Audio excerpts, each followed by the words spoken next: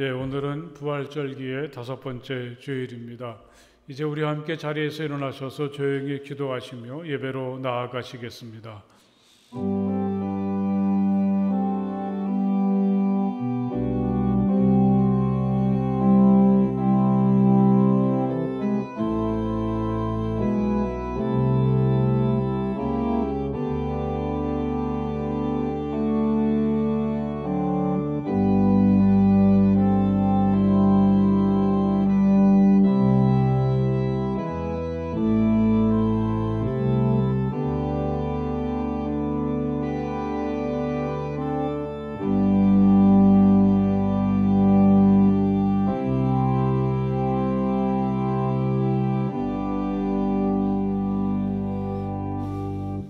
주님, 온 마음을 기울여서 주님께 감사를 드립니다.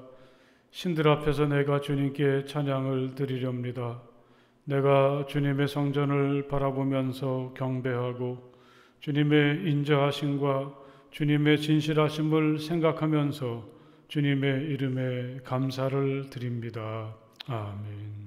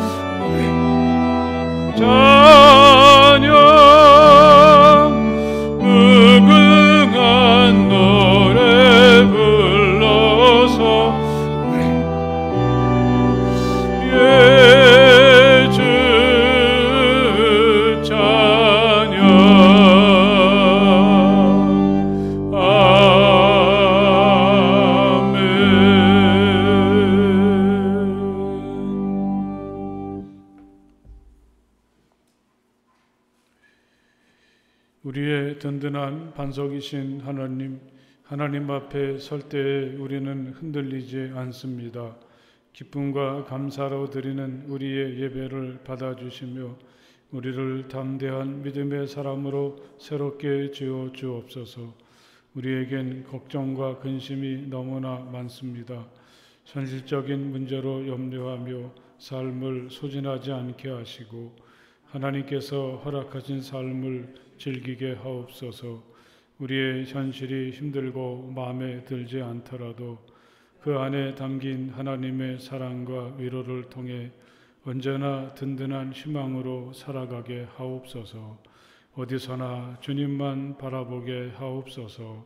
예수님 이름으로 기도합니다. 아멘. 이 시간 우리 함께 침묵하며 마음으로 하나님께 기도하시겠습니다. 하나님, 제가 여기 있습니다. 따뜻한 사랑으로 저를 품어주시고 또 저의 모든 부끄러움과 허물들을 용서해 주시며 또 저의 아픔과 고통과 상처들을 온전히 치유해 주시기 원합니다. 우리 조용히 침묵하시며 마음으로 하나님께 기도하시겠습니다.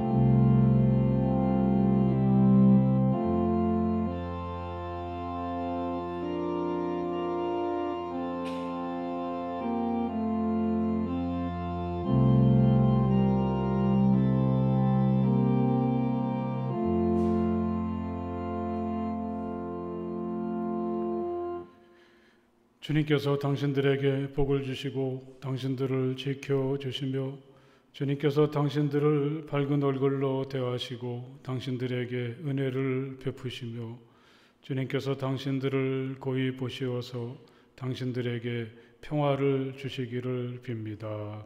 아멘.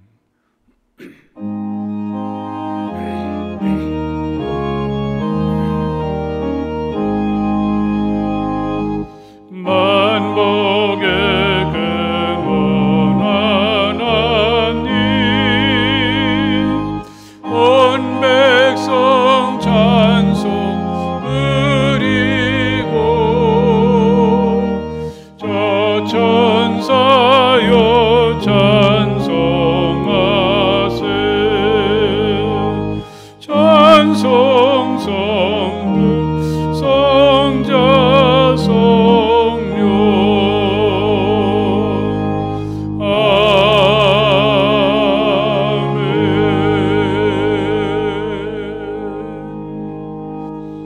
사랑과 은혜로 항상 함께하여 주시는 하나님 아버지, 지난 한 주간도 주님의 은혜 가운데 인도하여 주시고 사랑으로 돌봐주심을 감사드립니다. 소중한 주님의 날, 주님 앞에 나와 마음을 다하여 예배드릴 때 기쁘게 받아주시길 원하옵니다. 주님의 은혜가 충만하게 하시고 복된 시간이 되게 하여 주시옵소서. 거룩하신 주님, 분주한 시간을 보내며 주님의 뜻대로 살지 못한 순간들을 고백하오니 불쌍히 여겨주시고 용서하여 주시옵소서. 부족한 저희들을 주님의 말씀과 은혜로 채워주셔서 온전한 믿음을 가지고 살아가게 하여 주시옵소서. 주님, 조금씩 일상으로 돌아가는 이 시기에 주님을 향한 굳건한 믿음과 기도로 어려움들을 잘 극복해 나갈 수 있게 도와주시옵소서. 주님께서 사랑으로 세워주신 모든 성도님들의 가정에 은혜를 내려주시고 주님의 영광을 나타내는 가정들이 되게 하여 주시옵소서. 주님, 성암교회와 목사님을 위해 기도드립니다. 주님께서 세워주신 성암교회가 은혜 충만하게 하시고 주님의 일을 계획하고 실천함에 부족함이 없게 하여 주시옵소서. 주님의 말씀을 전하시는 목사님과 가정에 항상 주님의 은혜가 넘치게 하시고 건강을 지켜주시옵소서. 목사님이 전하시는 주님의 말씀을 통해 몸과 마음이 깨끗해지고 새롭게 하여 주시옵소서. 마치는 시간까지 주님께 모든 걸 맡기오며 예수님 이름으로 간절히 기도드립니다. 아멘. 이 시간 하나님께서 우리에게 주시는 말씀은 신약성경 고린도후서 1장의 말씀이 되겠습니다. 고린도후서 1장 3절에서부터 11절의 말씀을 다 찾으시기 바랍니다. 고린도후서 1장 3절에서부터 11절의 말씀이 되겠습니다. 우리 주 예수 그리스도의 아버지이신 하나님을 찬양합니다. 그는 자비로우신 아버지시요 온갖 위로를 주시는 하나님이시요 온갖 환난 가운데에서 우리를 위로하여 주시는 분이십니다. 따라서 우리가 하나님께 받는 그 위로로 우리도 온갖 환난을 당하는 사람들을 위로할 수 있습니다. 그리스도의 고난이 우리에게 넘치는 것과 같이 그리스도로 말미암아 우리의 위로도 또한 넘칩니다. 우리가 환난을 당하는 것도 여러분이 위로와 구원을 받게 하려는 것이며 우리가 위로를 받는 것도 여러분이 위로를 받게 하려는 것입니다. 여러분은 이 위로로 우리가 당하는 것과 똑같은 고난을 견디어냅니다. 우리가 여러분에게 거는 희망은 든든합니다. 여러분이 고난에 동참하는 것과 같이 위로에도 동참하고 있음을 우리는 알고 있습니다. 형제 자매 여러분, 우리가 아시아에서 당한 환난을 여러분이 알기를 바랍니다. 우리는 힘에 겹게 너무 짓눌려서 마침내 살 희망마저 잃을 지경에 이르렀습니다. 우리는 이미 죽음을 선고받은 몸이라고 느꼈습니다. 그렇게 된 것은 우리가 자신을 의지하지 않고 죽은 사람을 살리시는 하나님을 의지하게 하기 위함이었습니다. 하나님께서는 이렇게 위험한 죽음의 고비에서 우리를 건져주셨고 지금도 건져주십니다. 또한 앞으로도 건져주시리라는 희망을 우리는 하나님께 두었습니다. 여러분도 기도로 우리에게 협력하여 주십시오. 많은 사람의 기도로 우리가 받게 된 은총을 두고 많은 사람이 우리 때문에 하나님께 감사를 드리게 될 것입니다. 아멘. 하나님께서 주시는 평화가 오늘도 하나님을 예배하는 모든 분들, 이렇게 아침에 성전에 모여서 또는 여러분들이 계신 곳에서 하나님을 예배하는 모든 분들에게 임하시기를 간절히 바랍니다. 우리 앞에 계신 분들하고 하나님의 평화가 당신에게 임하시길 빕니다. 이렇게 평화 인사를 하십시오. 하나님의 평화가 당신에게 임하시길 빕니다. 우리가 살고 있는 세상은 여전히 불확실하고 우리의 미래는 그다지 밝지 않습니다. 그래도 오늘까지 우리가 살아온 걸 보면 참 신비하기도 하고 다행스럽다는 생각이 들게 되지 않습니까? 살아가면서 참 좋다, 바로 이거야, 됐어, 이런 순간은 그다지 많지 않았고 오히려 이래서 어떻게 살지 불안하고 어둡던 시간이 대부분인데 그래도 여기까지 왔습니다. 한 가지 분명한 것은 내 힘으로는 올 수가 없다는 것이죠. 하나님께서 우리를 도우시고 함께하지 않으셨다면 어떻게 우리의 오늘이 있을 수 있겠습니까? 그래서 우리의 희망은 든든합니다. 할렐루야. 우리 한번 해봅시다. 우리의 희망은 든든합니다. 하나님께서 나의 길을 인도하시고 함께 하시기 때문입니다. 중요한 것은 나의 오늘을 기쁘게 받아들이고 또 염려와 근심으로 가득한 삶의 이면에 숨겨진 아름다움과 가치를 찾아내면서 오늘을 살려 하는 것입니다. 우리의 삶이 갑자기 달라질 수는 없지 않겠습니까? 하나님께서 함께 하시지만 그렇다고 해서 저절로 모든 일이 다 되는 것은 아닙니다. 겉으로 드러나는 어려운 순간들을 넘어설 때 정말 좋은 것이 거기에 숨어 있다는 거죠. 스테파니 페일링이라는 여성이 있었습니다.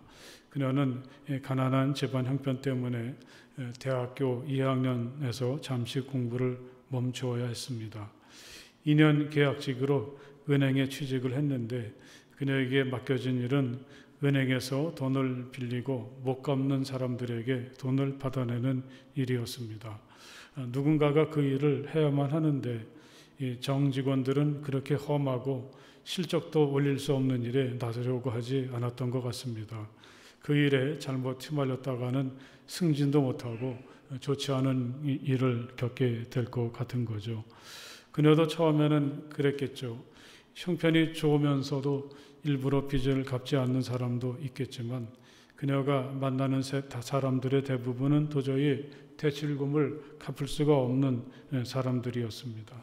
그런데 그녀가 그런 어려운 사람들을 만나면서 자기가 하는 일에 대한 생각이 달라지게 되었다고 합니다.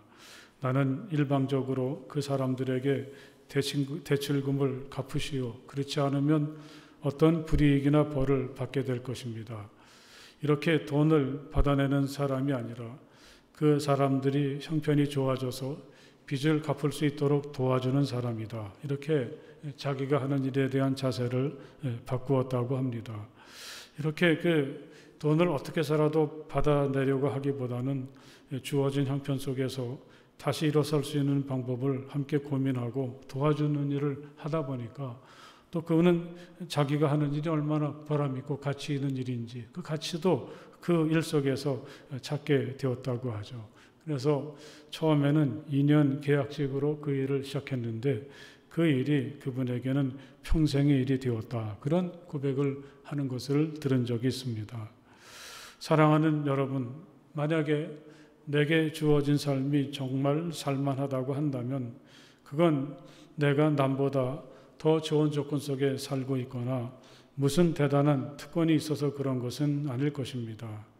그건 자신에게 주어진 삶을 대하는 자세, 자신에게 주어진 일을 대하는 마음가짐에 따른 것이 아니겠습니까? 어떤 사람이 건축 현장에서 용접을 합니다. 집안 형편이 넉넉하지 못해서 일찍부터 직업을 가지게 되었습니다. 그의 현장에서는 용접 일을 하는 사람이 둘이 있는데 동료들은 하나같이 자기가 하는 일이 용접이 더 좋다고 칭찬을 했습니다. 그는 그 이유가 바로 자부심이라고 그렇게 얘기를 했습니다. 자부심 말이죠. 비록 형편이 좋지 않아서 맡은 일이었지만 그는 자기가 하는 일에 자부심을 가지고 어떻게 해서라도 최선의 결과를 내기 위해서 정말 죽어라고 노력을 했다는 거죠. 바로 이것이 우리에게 주어진 삶 가운데 담긴 신비가 아니겠습니까? 여러분 생각해 보십시오. 정말 내가 하고 싶은 일을 하는 사람들이 얼마나 되겠습니까? 또 정말 내가 누리고 싶은 것을 누리며 사는 사람들이 또 얼마나 되겠습니까? 또 그렇다고 해서 이 사람들이 과연 행복하겠습니까? 이런 것보다 더 소중한 게 있다면 지금 내가 하는 일, 지금 나의 모습을 받아들이는 우리의 마음가짐일 거라고 생각을 해봅니다. 딱딱한 껍질은 언제나 근엄하고 정확하지만 일상의 화장을 벗어버리면 당신이 얼마나 아름답고 부드러운지, 얼마나 자유롭고 풍요로운지, 역사의 주름살은 도도하게 어둡고 시간은 피와 살을 빠르게 지나갈 뿐 타성을 깨는 아픔을 참는 것만이 당신과 나 사이의 우주입니다. 마정기 시인이 바라보았던 우리가 살아가는 삶의 신비, 또 우리들 인간이 가지고 있는 신비한 모습이죠. 겉으로 보기에는 딱딱하고 근엄하지만 이 단단한 껍질을 깨고 그 안에 들어가면 전혀 다른 세상, 또 전혀 다른 사람이 그 속에 담겨 있습니다. 겉으로 보기에는 알 수 없는 넓고 그 신비한 세상이 그 작은 호두알 속에 숨어 있다는 거죠. 하나님께서 우리에게 허락하신 삶을 그래도 우리가 살 수 있다면 우리들의 삶 속에는 안으로 들어가면 들어갈수록 깊은 신비가 있기 때문이기도 합니다. 오늘 우리가 함께 읽은 이 고린도 후서가 세상의 빛을 보게 된 동기는 좀 특별합니다. 이 고린도 교회는 사도 바울이 두 번째 전도 여행의 마지막에 그곳을 찾아가면서 시작되었습니다. 생각지도 않게 마게도니아 지방의 빌립보와 데살로니가에서 복음을 전하던 바울은 이 데살로니가에 사는 극심한 유대인들의 방해로 멀리 떨어져 있는 그리스의 수도 아테네까지 갔다가 다시 거기서 고린도를 향하게 되죠. 미처 준비도 없이 또 단신으로 그곳에 갔지만 다행히도 그는 그곳에서 이 브리스길라와 아굴라 부부를 만나서 함께 천막을 만들며 복음을 전하게 됩니다. 바울은 그곳에서 1년 반을 머물렀는데 이 항구를 끼고 형성된 고린도는 부유하고 문화적 수준도 높았습니다. 부유한 사람, 똑똑한 사람, 잘난 사람들이 참 많았던 거죠. 그래서 그런지 이 고린도 교회가 바람 잘 날이 없었습니다. 여러 어처구니 없는 문제들이 발생했고, 당시 에베소에 머물던 바울은 이 고린도 교인들에게 교회 생활에 대한 여러 충고들을 편지로 보내게 되죠. 이게 바로 고린도 전서였습니다. 그런데 성도들은 이 바울의 충고를 잘 받아들이지 않았습니다. 할 수 없이 바울은 직접 고린도를 다시 찾아갔습니다. 하지만 그 결과가 더욱 좋지 않았습니다. 어떤 젊은 성도는 대놓고 바울에게 반항하기도 했습니다. 얼마나 기가 막히고 속이 상했겠습니까? 이 바울과 고린도 교회의 관계는 이대로 끝나는 것 같았습니다. 하지만 그냥 그대로 포기한다면 바울이 아닌 거죠. 바울은 이 사람들과의 불편한 관계를 극복하기 위해서 다시 편지를 보내죠. 그 편지가 바로 이 고린도 후서라, 그렇게 말할 수가 있습니다. 학자들의 연구에 따르면 그가 보낸 몇 편의 편지가 하나의 사신처럼 그렇게 정리되었다고 합니다. 아마 그 편지들 중에 대표적인 것이 눈물로 쓴 편지라고 하겠습니다. 나는 몹시 괴로워하며 걱정하는 마음으로 많은 눈물을 흘리면서 여러분에게 그 편지를 썼습니다. 이런 대목을 읽어보면 이 바울이라고 해서 항상 마음이 편한 것은 아니었구나. 이 바울도 대부분의 시간을 고통과 어려움과 아픔으로 보냈구나 하는 생각을 하게 됩니다.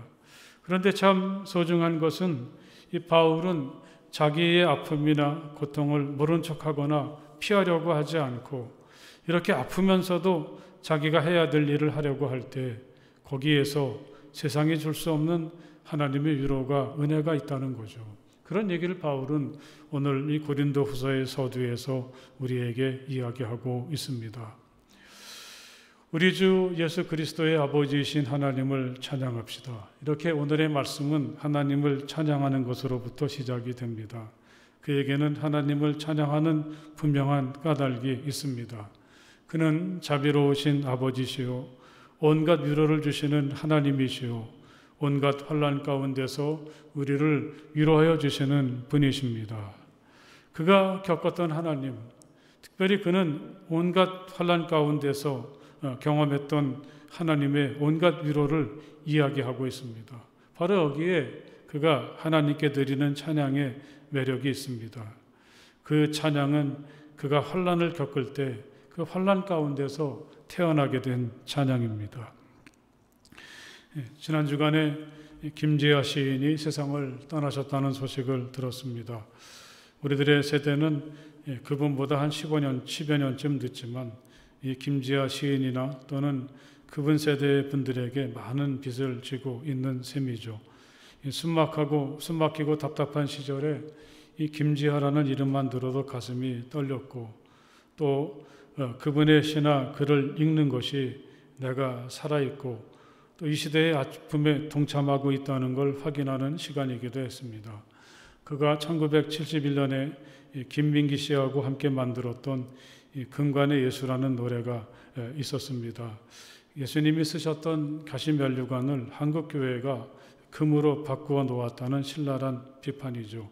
그 노래를 기초해서 만들었던 시곡 근간의 예수를 그 문학의 밤에 우리 친구들과 공연하면서 많은 것을 느끼기도 했습니다.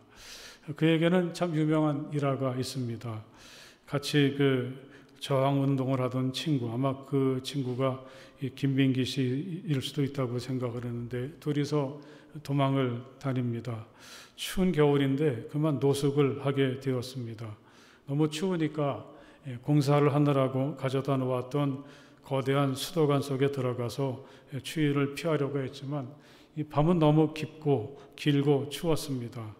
그날 밤에 둘이서 이 밤새도록 조금도 쉬지 않고 흘러간 노래들을 불렀는데 100곡도 넘는 노래를 쉬지 않고 불렀다는 이야기가 있습니다.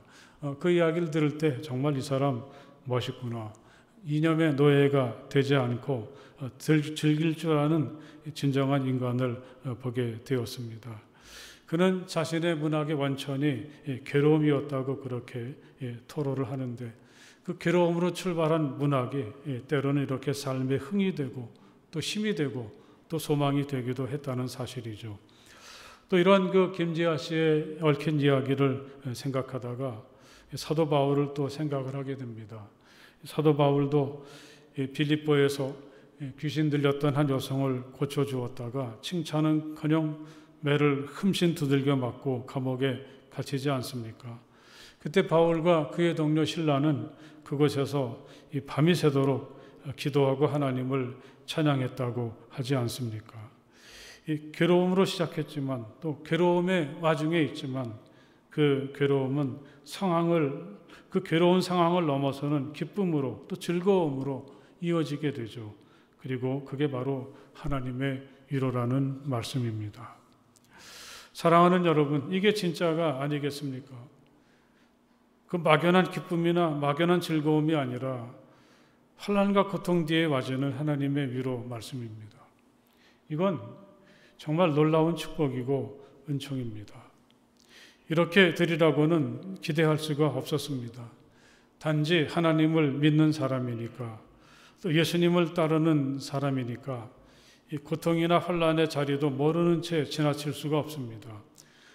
이 바울처럼 사람들이 싫어한다고 해서 또 조건이나 형편이 여의치 않다고 해서 포기할 수가 없습니다. 때로는 사람들 때문에 때로는 자연재해 때문에 온갖 환난과 아픔을 겪는데 그런데 막상 그런 와중에서도 거기에 뛰어들다 보면 그가 겪는 환난의 깊은 곳에는 반드시 하나님의 사랑이 있고 또 하나님의 위로가 있다는 사실을 그런 번번이 느끼게 됩니다. 그리스도의 고난이 우리에게 넘치는 것과 같이 그리스도로 말미암아 우리의 위로도 또한 넘칩니다. 바울은 이렇게 이야기합니다. 그리스도의 고난, 예수님 때문에 당하는 불이익들, 자신이 예수님을 따르는 사람이기에 겪어야 되는 고통이나 어려움, 그리스도인이라서 당하게 되는 불이익, 우리는 이런 것들을 여기서 생각하게 됩니다. 여러분, 이런 일이 눈앞에 있을 때 우리는 보통 어떻게 합니까? 하나님, 조금만 눈 감아 주십시오. 못 본 척 하십시오. 전 절대로 손해를 볼 수 없습니다. 이런 마음이 들 때가 참 많지 않습니까? 우리는 비록 그리스도인이지만 예수님 때문에 손해를 보게 된다든지 환난에 직면하게 되는 일을 피하게 되고 즐기지 못합니다. 이게 내가 예수님을 잘 믿는 증거야. 차라리 환난을 그대로 당하면서 그 안에 담겨있는 그리스도인의 자부심을 누리며 산다는 것은 쉽지 않습니다. 그런데 바울에게는 그런 신비한 경험이 있습니다. 예수님 때문에 내가 고난을 당하면 하나님이 나를 그냥 버려두시지 않는다는 말씀입니다. 무엇인가 가슴이 뭉클해지고 모든 억울함이나 불편함을 한순간에 떨쳐버리는 넘치는 위로로 하나님은 우리를 위로해 주신다는 말씀입니다. 우리가 환난을 당하는 것도 여러분이 위로와 구원을 받게 하려는 것이며 우리가 위로를 받는 것도 여러분이 위로를 받게 하려는 것입니다. 바울의 이 말은 우리에게도 참 중요합니다. 우리가 만약에 아무런 이유도 없이 환난을 당한다면 그건 참 억울한 일이죠. 만약에 오늘은 구덩이를 여기 파괴했다가 내일은 그 구덩이를 다시 메꾸고 만약에 우리가 하는 일들, 우리가 겪는 고난이나 아픔이 단지 이런 무의미한 고통의 반복이라면 이건 정말 견딜 수가 없는 일이죠. 그런데 바울은 조금씩 알게 됩니다. 내가 고난을 당할수록 누군가에겐 그게 구원을 선물하는 일이라는 것.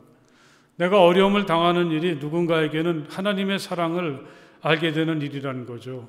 그걸 알고 나니까 그 자체가 하나님의 위로이기도 하고 또 어려움을 견딜 수 있는 힘이 되었다는 말씀입니다. 초대교회 신앙인들에게는 그런 자부심과 공통점이 있습니다. 여러분, 그 당시에 그리스도인으로 산다는 것은 얼마나 힘들었겠습니까? 사도 베드로는 성도들을 이렇게 위로합니다. 억울하게 고난을 당하더라도 하나님을 생각하면서 괴로움을 참으면 그것은 아름다운 일입니다. 죄를 짓고 매를 맞으면서 참으면 그것이 무슨 자랑이 되겠습니까? 그러나 선을 행하다가 고난을 당하면서 참으면 그것은 하나님께서 보시기에 아름다운 일입니다.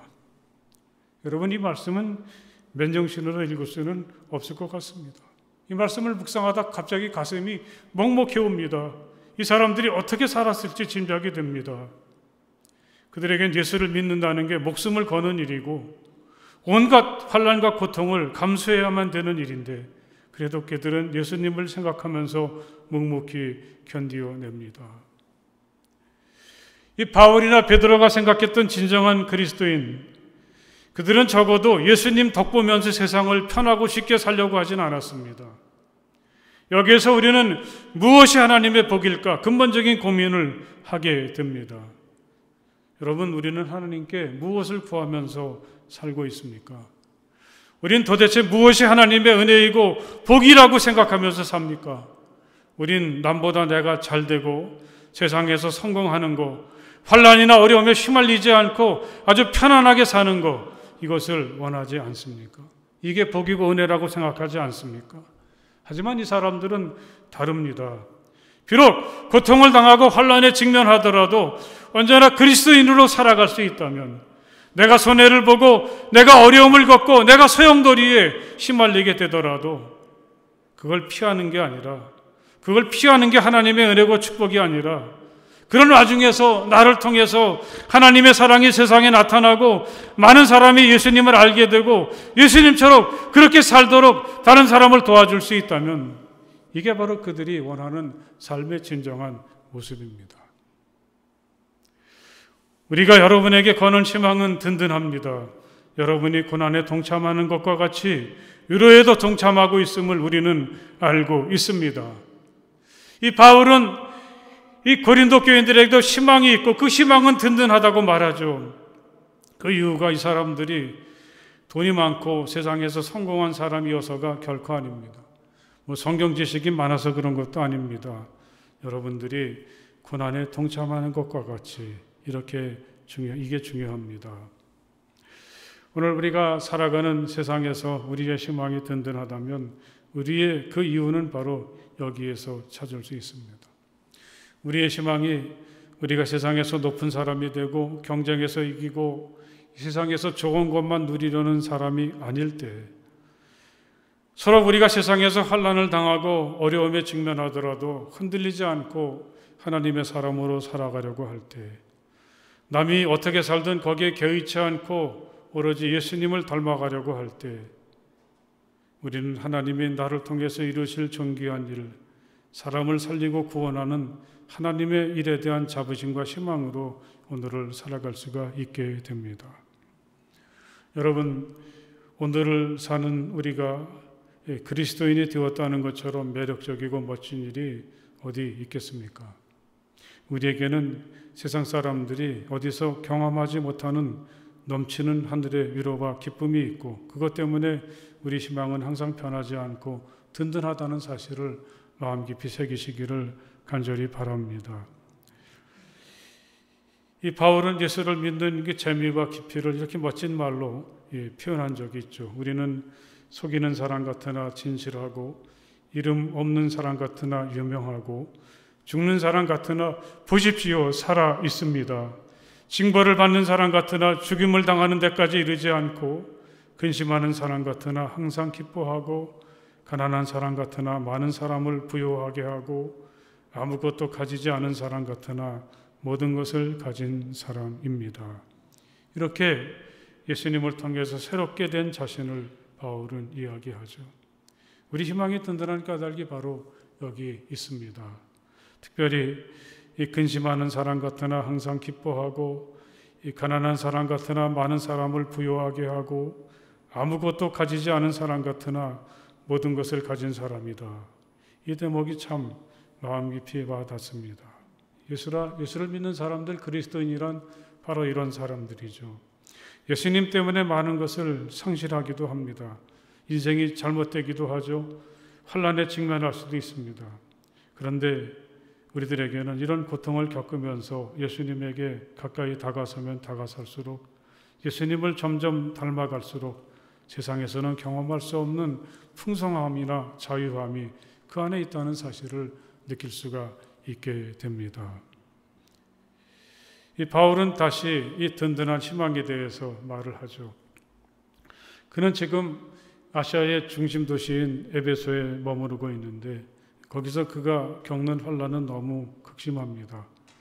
우리는 힘에 겹게 너무 짓눌려서 마침내 살 희망마저 잃을 지경에 이르렀습니다. 이런 얘기를 하죠. 아마 그게 이 사람의 솔직한 사정입니다. 에베소는 원래 우상 숭배가 가장 심한 곳입니다. 그러니 얼마나 바울이 힘들었겠습니까? 그런데 그는 그곳에서 무려 3년 또는 3년 반 동안을 버팁니다. 그러면서 우리는 이미 죽음을 선고받았다. 그렇게 말하죠. 그런데 그가 이런 고통을 통해서 분명히 깨달은 것이 있습니다. 어떤 경우에도 하나님을 의지하면 다시 살아나고 다시 일어날 수가 있게 된다는 확신입니다. 그렇게 된 것은 우리 자신을 의지하지 않고 죽은 사람을 살리시는 하나님을 의지하게 하기 위함이었습니다. 하나님께서는 이렇게 위험한 죽음의 고비에서 건져주셨고 지금도 건져주십니다. 또 앞으로도 건져주시리라는 희망을 우리는 하나님께 두었습니다. 너무 힘들어서 희망마저 사라졌을 때 그에게 희망이신 하나님이 자기를 찾아오셨다는 말씀이죠. 그는 이제 하나님만 바라보고 하나님만 의지합니다. 우리 하나님은 죽은 사람도 살리신 하나님이 아니십니까? 그렇기 때문에 그의 희망은 든든합니다. 할렐루야. 며칠 전에 한 요리 연구가의 인터뷰를 읽었는데 가장 좋은 재료로 최상의 맛을 사람들에게 대접하려고 하는 정말 요리에 진심이신 분이더라고요. 그런 식으로 식당을 하다가 문을 닫는 경우가 여러 번 있었던 모양입니다. 그런데 그분이 한 말이 있습니다. 신념을 갖고 망하면 명성은 남는다. 그런가 하면 갑자기 우리 곁을 떠났던 그 고 강수연 영화배우, 우리가 돈이 없지 가오가 없냐, 이 얘기가 베테랑에서 황정민 씨가 한 말인 줄 알았더니 이 강수연 씨가 먼저라고 합니다. 좀 충격적인 얘기이긴 하지만 이런 말들이 이 그리스도인들이 누군지를 잘 표현하는 말로 제 마음속에 와닿았습니다. 성공이나 실패를 초월해서 오로지 믿음으로 그리스도인으로서의 자존심을 내세우고 오늘을 살아가는 사람들. 단지 하나님의 사람으로만 자신을 세상에 드러내려고 하는 사람들이 바로 그리스도인들이죠. 그들은 항상 하나님만 믿고 의지합니다. 하나님만 희망으로 생각합니다. 그래서 그들의 희망은 든든하죠. 그들이 바로 오늘 우리들, 저와 여러분들이 될 수 있기를 주님의 이름으로 간절히 축복을 드립니다. 할렐루야. 기도하시겠습니다. 하나님 감사합니다. 이 땅에서 예수님을 따르는 예수님의 제자가 되고 또 하나님이 신임하시고 또 인정하시고 기뻐하시는 하나님의 사람으로 산다는 일이 얼마나 멋지고 자랑스러운 것인지 이 한 신앙인의 고백을 통해서 다시금 깨닫게 도와주시니 정말 감사합니다. 우리가 이제는 너무 좋은 것, 편한 것, 찾아다니는 것 멀리하게 하시고 오히려 예수님 때문에 환난을 당할 때 그것 때문에 기뻐하고 영광스럽게 생각하면서 오직 하나님께만 희망을 두고 든든한 희망의 사람으로 오늘을 살아가는 우리 모두가 되게 하여 주시옵소서. 예수님 이름으로 간절히 기도드렸사옵나이다. 아멘.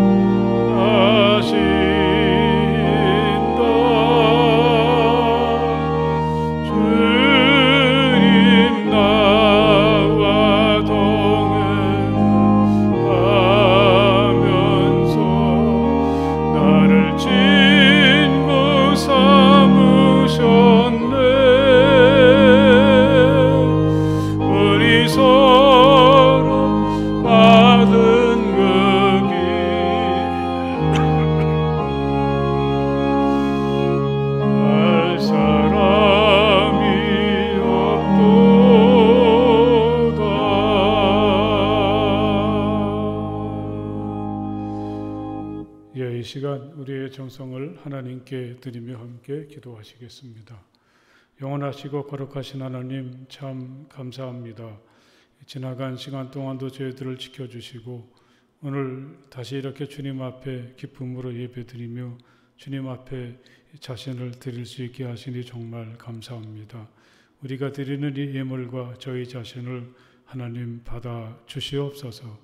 이 예물이 하나님의 뜻을 따라 잘 쓰여지게 하시고 다시 한번 하나님 앞에 자신을 기꺼이 바치는 모든 이들을 사랑으로 품어주시고 저희들 머리에 손 얹어주시고 복내려 주시옵소서. 이 기쁨과 위로와 사랑이 충만한 이 깊은 삶 속에 담겨져 있는 신비를 하나님의 은혜 속에 깨달으며 언제나 멋진 인생을 살아가는 우리 모두가 될 수 있기를 원합니다. 우리가 애쓰고 수고할 때마다 아름답고 귀한 열매를 거둘 수 있도록 복내려 주시고 또 우리가 살면서 가지는 작은 꿈과 소망들, 저마다 가진 소원들이 이루어질 수 있도록 허락해 주실 줄 믿습니다. 저희들의 가정이 작은 천국을 이룰 수 있도록 날마다 하나님 밝은 얼굴로 환하게 비추어 주시옵소서. 우리 자녀들에게 복 내려주셔서 아주 신실하고 존귀한 인생을 살아가는 주님의 자녀들 되게 하여 주시기 원합니다. 우리 중에 아프고 또 낙심하고 또 슬픔을 겪고 있는 많은 이 성함의 가족들도 있습니다. 한 사람 한 사람을 사랑으로 품어주시고 치유하여 주시옵소서. 멀리 흩어져 있는 우리의 가족들, 우리의 사랑하는 부모, 형제와 자녀들, 우리 믿음의 식구들을 기억해 주시고 항상 지켜주시고 함께하여 주시옵소서. 우리 주님 예수 그리스도의 이름으로 간절히 축복하며 기도드렸사옵나이다. 아멘. 할렐루야. 이 아침에 여러분 다시 뵙게 돼서 반갑습니다. 서로 함께 인사하십시오. 우리 사랑하고 축복합니다. 함께 인사해 보시기 바랍니다. 사랑하고 축복합니다. 오늘은 특별히 부활절이기에 5번째 주일이기도 하지만 우리 늘 교회를 위해서 또 보이지 않는 곳에서 헌신하는 우리 총여선교회가 헌신 예배로 드리는 날이죠. 이따 11시 예배를 헌신 예배로 드리게 되는데 우리 여선교 회원들이 기쁨으로 잘 섬길 수 있도록 많이 격려해 주시고 축복해 주셨으면 좋겠습니다. 서정혜 권사님이 지난 주간까지 양쪽 무릎 인공관정 수술을 참 잘 마쳤습니다.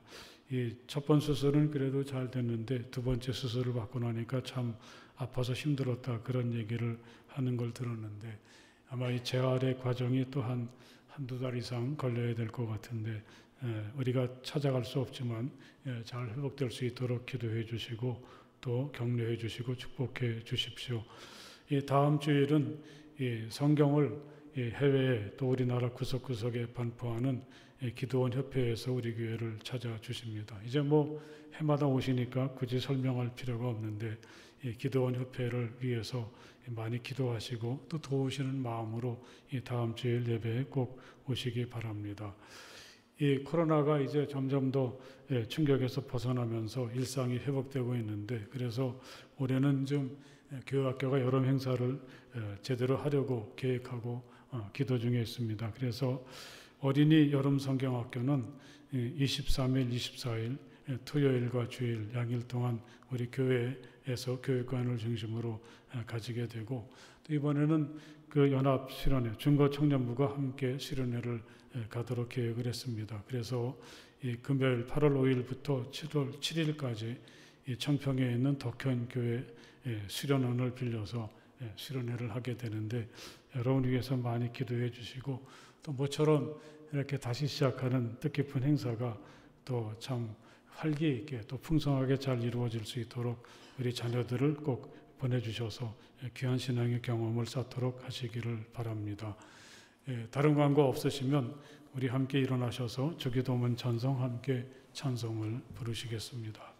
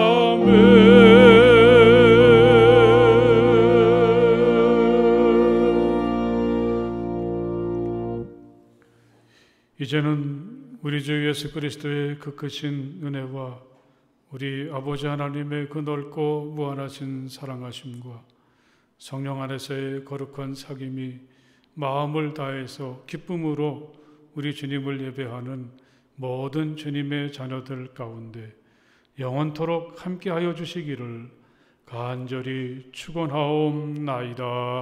아멘.